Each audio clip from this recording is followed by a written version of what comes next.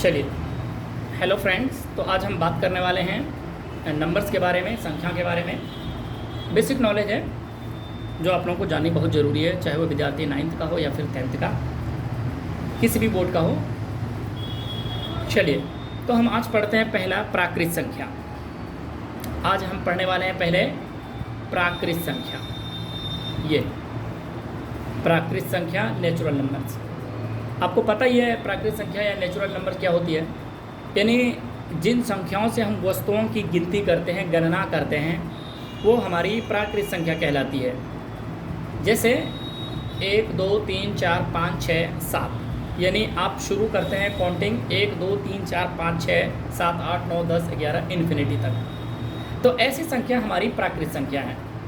मैंने एक नोट लिखा हुआ है कि सबसे छोटी प्राकृत संख्या 1 होती है, क्योंकि अगर 1 से आप छोटा करेंगे तो क्या हो जाएगा, आपके पास 0 होगा, और 0 तो वो आपका पूर्ण में हो जाएगा।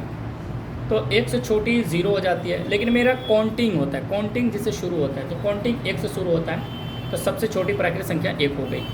नेक्स्ट, दूसरा है पूर्ण संख्या, होल नंबर्स। पूर्ण संख्या कहता है कि प्राकृत संख्या के आगे अगर 0 लगा दिया जाए, प्राकृत संख्या के आगे अगर 0 लगा दिया जाए तो वो पूरा प्राकृत का सीरीज़ पूर्ण संख्या बन जाता है। जैसे 0, अब जो काउंटिंग 1 से हो रही थी, अब पूर्ण संख्या में कहाँ से शुरू होगी, तो 0 से शुरू होगी। 0 1 2 3 4 5 6 7 8 9 10, इस प्रकार अनंत तक चलते रहेगा। यानी जो संख्या 1 से शुरू हो रही थी वो अब शुरू 0 से होगी, वो पूर्ण संख्या, यानी 0 से शुरू होने वाली संख्या को पूर्ण संख्या कहते हैं। नेक्स्ट, पूर्णांक है मेरा नेक्स्ट संख्या। इंटीजर्स हैं, यानी जब प्राकृत संख्या और पूर्ण संख्या को एक सीरीज में सजा दिया जाए और उसमें नेगेटिव मान भी सजा दिया जाए।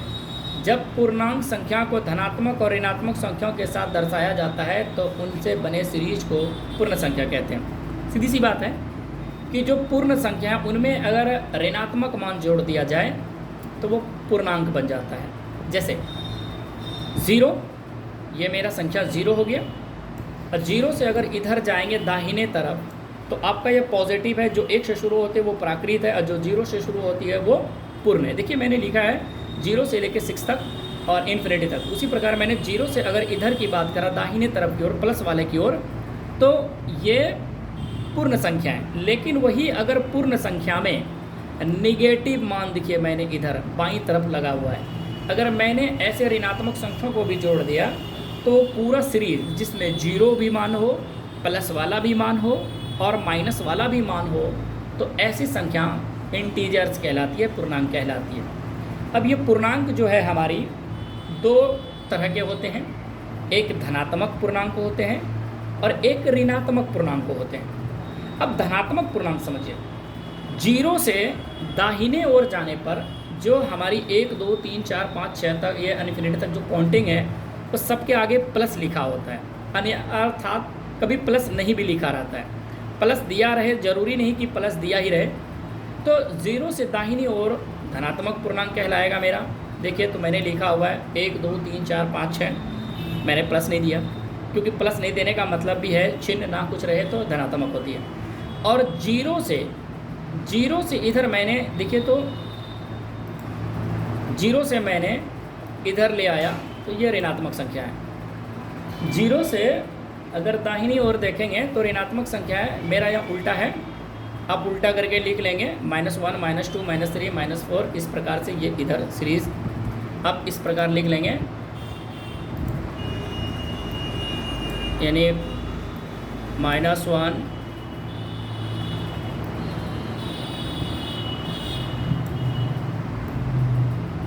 -2 -3 -4, आप इधर सीरीज से इधर की ओर लिखते आएंगे, इधर की ओर आएंगे। तो ये मेरी पूर्णांक ख़त्म।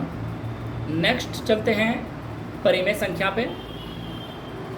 परिमेय संख्या का मतलब है, परिमेय संख्या वह संख्या होती है जिसे हम p/q के रूप में लिख सकते हैं। बच्चा को बहुत डर लगता है परिमेय संख्या से और अपरिमेय से, कुछ नहीं है, बस समझें। यहाँ परिमेय संख्या वो संख्या होती है जिसे हम p/q के रूप में लिख सकते हैं। परिमेय संख्या वह संख्या होती है जिसे हम p/q के रूप में लिख सकते हैं। देखिएगा यहाँ एक चीज़ ध्यान से, p और कोई पूर्णांक है, ये आपको जरूरी यहाँ देखना है कि जो ये q है, q के बराबर कभी ज़ीरो नहीं होना चाहिए। मतलब ये कि जो p/q है यानी बटे के रूप में जो संख्या है p/q, वो आपका जो है बटे में नीचे में जीरो नहीं होना चाहिए। p/q का मतलब है यानी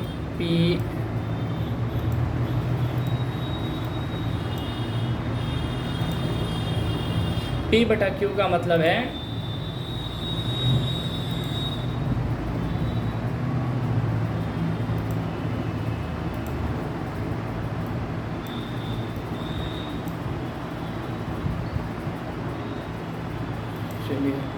p/q का मतलब है कि आप उसे p/q के रूप में लिख सकते हैं, यानी नीचे जीरो नहीं हो सकता। जैसे कि मैंने यहाँ लिखा हुआ है 4 लिखा हुआ है, कोमा 0 लिखा हुआ है, मैं कोमा 5/7 लिखा है, यानी ये जो 7 है, नीचे जो आप 7 देख रहे हैं उसके नीचे में ज़ीरो नहीं होना चाहिए। 7 के नीचे में ज़ीरो नहीं होना चाहिए। अगर यहाँ 0 हो जाएगा तो ये अब इसका रिज़ल्ट पता है, अगर 5 में 0 से भाग लगाएंगे तो इन्फिनिटी हो जाएगा। वही चीज़ देखिए, अगर 6 के नीचे 1 है तो ये परिमेय है, अगर जैसे ही 0 लगा देंगे 1 के जगह पे तो 6 में से 0 से भाग लगाते रहेंगे और अंत में वो रिज़ल्ट देगा इन्फिनिटी अपरिभाषा। आगे पढ़ेंगे परिमेय संख्या। अपरिमेय संख्या पढ़ लेते हैं नेक्स्ट। अपरिमेय संख्या क्या होती है? तो इसका भी वही चीज़ है कि अपरिमेय संख्या वह संख्या होती है जिसे p/q के रूप में नहीं दर्शाया जाता है। ध्यान दीजिएगा, नहीं दर्शाया जा सकता है। p/q कोई पूर्णांक है, लिखा है q के बराबर 0 ना। यहाँ भी वही चीज़ लिखा है कि नीचे में 0 ना होना चाहिए, क्योंकि अगर नीचे में 0 हो गया तो ये भी इन्फिनिटी दे देगा। और जैसे कि आप लोग जानते हैं, रूट वाले जिनका पूर्ण वर्ग नहीं निकलता है वो अपरिमेय संख्या होता है, जिनमें एक सिंबल याद रखनी बहुत ज़रूरी है, पाई ये अपरिमेय संख्या है। आप 2 का स्क्वायर रूट निकाल नहीं सकते 6 का नहीं, लेकिन 4 का निकलेगा, तो इसलिए उसको मैंने यहाँ लिखा नहीं है, क्योंकि 4 का निकालेंगे तो 2 हो जाएगा और 2 का मान जो है वो परिमेय संख्या कहलाएगा। अब यहाँ हम आ जाते हैं, जो आपका चैप्टर है वास्तविक संख्या, वही है, उसका एक छोटा सा टॉपिक है वास्तविक संख्या यानी रियल नंबर्स क्या होती है, ज़रा उसको पढ़िए। देखा है कि परिमेय और अपरिमेय संख्या के सम्मिलित रूप को वास्तविक संख्या कहते हैं। सीधी सी बात है कि जो परिमेय और अपरिमेय संख्या के सम्मिलित रूप को वास्तविक संख्या कहते हैं, यानी परिमेय रूट वाला हो, बिना रूट वाला हो, नेगेटिव हो, पॉजिटिव हो, बटे वाला हो, बिना बटे वाला हो, यानी तो सारी संख्याओं को हम वास्तविक संख्या कहते हैं। देखिए 3 √3 अपरिमेय, ये परिमेय है, ये परिमेय 6 रूट अपरिमेय, यानी परिमेय और अपरिमेय के सम्मिलित रूप को वास्तविक संख्या कहते हैं। अगला आ जाइए सम संख्या के बारे में। सम संख्या तो आप लोग जानते ही हैं, बचपन से पढ़ते आ रहे हैं। सम संख्या वो संख्या होती है जिसे हम 2 से विभाजित कर सकते हैं, यानी वे प्राकृत संख्या है जो 2 से विभाजित होता है, वो सम संख्या कहलाती है। जैसे सिंपल सी फंडा इसमें एक चीज़ और देखनी ज़रूरी है, जान लेना ज़रूरी है कि इस संख्या में सम संख्या हो या फिर विषम, इनमें लगातार अंतराल पे वृद्धि होगा। जैसे मैंने लिखा है 2 एग्जाम्पल में 4, 6, 8, 10, तो देखिए इनमें लगातार अंतराल पे अंतर है, लगातार अंतराल पे समान अंतर है। 4 से 6 जाएंगे 2, या फिर 2 से 4 जाएंगे 2, फिर 6 से 8 जाएंगे 2, यानी 2 से 4, 4 से 6, 6 से 8 जाएंगे, तो सभी में अंतर 2 है। मैंने एक नोट लिखी हुई है कि सबसे छोटी सम संख्या 2 होती है, सबसे छोटी सम संख्या 2 होती है। नेक्स्ट है मेरा विषम संख्या। विषम संख्या वे प्राकृत संख्या होती है जो 2 से विभाजित नहीं होती है, यानी वैसी संख्या जिसको 2 से भाग देने पर कुछ शेष रह जाता है, तो ऐसी संख्या को हम विषम संख्या कहते हैं। जैसे 1, 3, 5, 7 इत्यादि। देखिए तो इसमें भी लगातार 2 की वृद्धि हो रही है, सम में भी विषम में भी।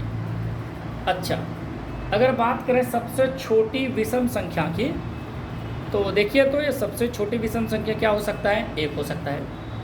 और सबसे छोटी विषम संख्या 1 ही होती है। अब नेगेटिव में पूछे तो वो अलग बात है। भाज्य संख्या आ जाइए, एक टॉपिक है भाज्य संख्या, कंपोजिट नंबर्स। भाज्य संख्या वे संख्या होती है जब उस संख्या का गुणनखंड एक के अलावे किसी कम से कम एक और गुणनखंड निकले, यानी उस संख्या को तोड़ने के बाद 1 के अलावा उसका दूसरा फैक्टर निकले, तब वह संख्या भाज्य संख्या कहलाएगी। जैसे मैंने लिखा है 1 से बड़ी वे सभी संख्याएं, यानी 1 तो होगा, इसके अलावे भी वे सभी संख्याएं जिनमें अपने और 1 के अतिरिक्त, देखिए मैंने लिखा है 1 और 1 के अतिरिक्त कम से कम एक संख्या से भाग लग सके, भाज्य संख्या कहलाती है। इसका मतलब ये हुआ कि जो संख्या है वो तो 1 से भाग लगेगा ही, लेकिन उस संख्या में कम से कम कोई और दूसरा संख्या से भाग लगे तो वो भाज्य संख्या कहलाएगी। जैसे मैंने लिखा है 4। अब इस चीज़ को देखिए, मैंने एक संख्या 4 लिखा है, 6 लिखा है, 9 लिखा है, 12 लिखा है। तो मैंने एक संख्या 4 लिखा है, तो 4 का देखिए आप ऐसे देख सकते हैं कि 4 को जब 1 का भाग लगाएंगे तो 4 एकम 4, तो 4 का जो फैक्टर है वो 1 निकला। लेकिन 4 का फैक्टर और भी है, 2 दूनी 4, क्योंकि 2 गुना 2 करेंगे तो 2 दूनी 4। देखिए 1 के अलावा एक दूसरा फैक्टर आया 2। अगली संख्या में जब आप 6 को देखेंगे तो 6 एकम 6, यानी 1 के अलावे 2 तिया 6 है। 2 तिया 6 का मतलब है कि 6 का फैक्टर 2 और 3 है। 9 है, 9 एकम 9, 9 तो 1 है ही, लेकिन इसके अलावा एक और फैक्टर है 3 तिया 9, यानी 3 का फैक्टर, 9 का फैक्टर 3 है। 12 है, 3 चौके 12 है, 4 तिया 12 है, 6 दूनी 12 है, 12 एकम 12, बहुत सारे फैक्टर हैं। तो आप इस प्रकार देख रहे हैं कि भाज्य संख्या जो होती है 1 के अलावा कम से कम एक अतिरिक्त अपना फैक्टर ढूंढती है जिससे वो उसमें भाग लग सके। नोट में लिखे हैं सबसे छोटी भाज्य संख्या 4 होती है, सबसे छोटी भाज्य संख्या 4 होती है। नेक्स्ट है अभाज्य संख्या। अभाज्य संख्या देख लेते हैं। अभाज्य संख्या कहा गया है, जस्ट उसका अपोजिट है। उसमें कहता 1 के अतिरिक्त कम से कम एक और फैक्टर होना चाहिए। ये कहता है सिर्फ और सिर्फ एक ही फैक्टर हो, इसके अलावा कोई मुझे फैक्टर नहीं चाहिए। मैं सिर्फ उसी एक ही संख्या से कटूंगा, इसके अलावा मैं किसी दूसरी संख्या से कटने वाला नहीं हूँ। ये अभाज्य संख्या कहती है।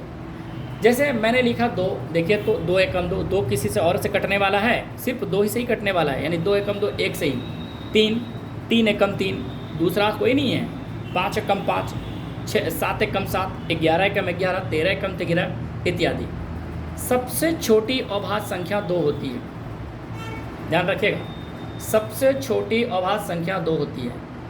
इसके अलावे सबसे छोटी सम, ध्यान रखिएगा, सम अभाज्य। छोटी तो अभाज्य है ही, लेकिन 2 सम भी है। सबसे छोटी सम भी है 2 और अभाज्य भी है। तो सबसे छोटी सम अभाज्य संख्या 2 है। नेक्स्ट है सह अभाज्य संख्या, को प्राइम नंबर्स। यानी कहता है कि जब 2 या 2 से अधिक संख्याओं में 1 के अलावा कोई उभयनिष्ठ नहीं मिलता हो, यानी सीधी सी बात है, जब भी कोई 2 संख्या होगा उन दोनों में से कॉमन पार्ट सिर्फ एक को होना चाहिए, इसके अलावा कुछ नहीं होना चाहिए, वो सह अभाज्य संख्या होगा। जैसे मैंने एग्जाम्पल लिया हुआ है 2,3, यानी 2 एक संख्या है, 3 एक संख्या, अलग अलग संख्या है। उन दोनों का कॉमन कुछ नहीं तो क्या है, 1 है, दूसरा कुछ कॉमन नहीं है। 3 5 लिया है, आप उसको तोड़ के ना कुछ 2 3 4 निकाल सकते हैं, कुछ नहीं मिल रहा है तो दोनों में 1 मिल रहा है। नेक्स्ट उसी में 2 के अलावा यहाँ मैंने देखिए 7 8 लिया है। 7 8 तो टूट सकता है और 7 नहीं टूटेगा, तो कुछ कॉमन आएगा, नहीं आएगा, तो 1 ही कॉमन रहेगा। उसी प्रकार मैंने यहाँ देखिए लिया है 2 3 11, कोई कॉमन नहीं है, कुछ नहीं तो 1 है। यहाँ देखिए तो आप 18 को तोड़ सकते हैं, लेकिन 23 नहीं तोड़ सकते, 7 नहीं तोड़ सकते। तो ये सह अभाज्य में इसका मतलब ये है कि भाज्य भी हो सकता है, अभाज्य भी हो सकता है, लेकिन दोनों का फैक्टर कम से कम सिर्फ एक ही मिलेगा, इसके अलावा कोई दूसरा नहीं मिलेगा। नोट मैंने लिखा है, एक ना तो भाज्य और ना ही अभाज्य, ध्यान रखिएगा, एक ना तो भाज्य और ना ही अभाज्य। एक एक कौन सी संख्या है? विषम संख्या, एक एक विषम संख्या है फ्रेंड। तो आज का क्लास यहीं तक। नेक्स्ट क्लास में हम लोग पढ़ेंगे विभाज्यता का नियम, रूल ऑफ डिविजिबिलिटी पढ़ेंगे। तो आज के लिए इतना ही। Thank you so much. Class को लाइक करें, सब्सक्राइब करें, चैनल बेल आइकन को दबाएं, और जो भी प्रॉब्लम्स हो आपको, वो सारे प्रॉब्लम्स हमें शेयर कर सकते हैं। सिग्मा एकेडमी में आप कमेंट कर सकते हैं वीडियो के नीचे सब्सक्रिप्शन के रूप में। Thank you, most welcome.